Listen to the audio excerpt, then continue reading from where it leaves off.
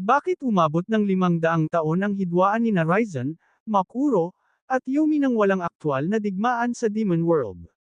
Sa video na ito ng Hunter x Hunter The Oris PH, ipinaliwanag natin ang tunay na dahilan, sa likod ng balanse ng kapangyarihan sa Mekai, ang kani-kanilang paniniwala, at kung bakit si Yusuke Urameshi, ang isang naging susi, sa pagbagsak ng lumang kaayusan.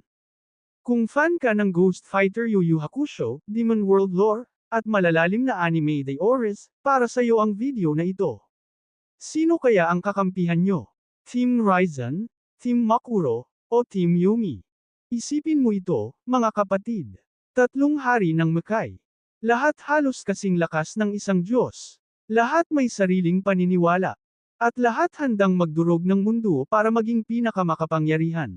Pero eto ang tanong, kung galit sila sa isa't isa, bakit 500 taon ang lumipas nang walang aktwal na digmaan?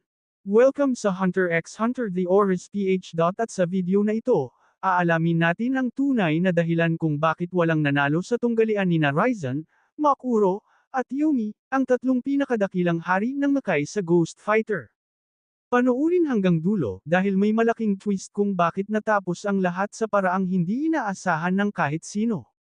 Noon, walang gobyerno sa mundo ng mga halimaw. Walang hari, walang batas.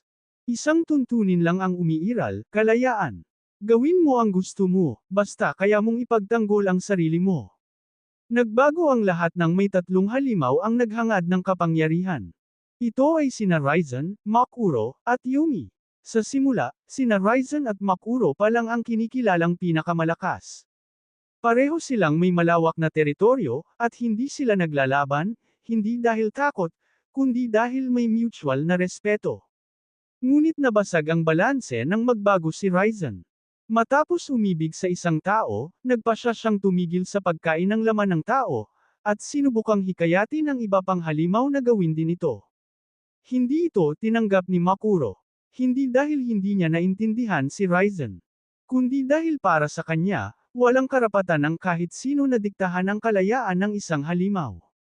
Para kay Makuro, ang lakas ang batas.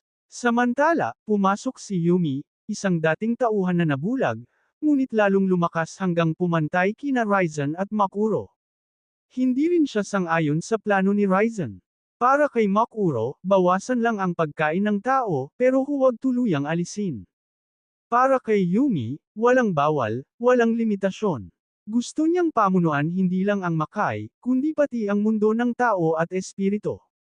Ngayon, kung sobrang lalim ng galit nila sa isa't isa, bakit walang digmaang sumiklab sa loob ng 500 taon? Simple lang ang sagot. Halos pantay-pantay ang lakas nilang tatlo. Kung umatake ang isa, siguradong mahihina siya pagkatapos ng labanan. At doon papasok ang ikatlong hari para tapusin silang pareho. Halimbawa, kung inatake ni Yumi si Ryzen, kahit sino ang manalo, aabangan sila ni Makuro. Ganoon din kung si Ryzen ang unang gagalaw. Walang gustong sumugal. Sabi nga ni Hokushin, pare-pareho silang may mahabang pasensya. Sa madaling salita, ang tatlong hari mismo ang dahilan kung bakit nagkaroon ng balanse sa Mekai. Imbes na digmaan, hinintay na lang nilang mamatay si Ryzen sa gutom. Pero ang hindi nila inaasahan, dumating si Yusuke Urameshi, ang tagapagmana ni Ryzen. Kahit hindi niya napantayan ang lakas ng kanyang ama, siya ang naging susi para pag-isahin ang buong Mekai. Isang bagay na hindi nagawa ng tatlong hari sa loob ng 500 taon. Sa loob lamang ng ilang oras, napagkasunduan ang Demon World Tournament. Isang desisyong tuluyang nagwakas sa lumang balanse ng kapangyarihan. Kaya ngayon, malinaw na. Hindi lang ito kwento ng lakas, kundi kwento ng balanse, pasensya, at takot sa pagkawala ng kapangyarihan.